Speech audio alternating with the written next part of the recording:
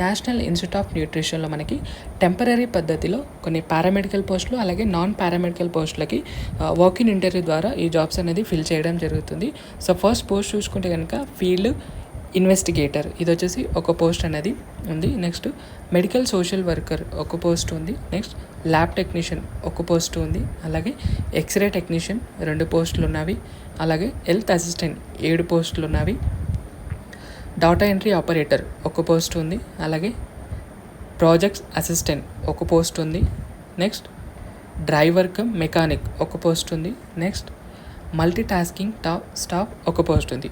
So ఎవరైతే 10th class అలాగే intermediate diploma MLT లేదా డిఎంఐటీ చదివి డిగ్రీ ఉన్నవాళ్ళు ఈ జాబ్స్కి అనేది అప్లై చేసుకోవచ్చు.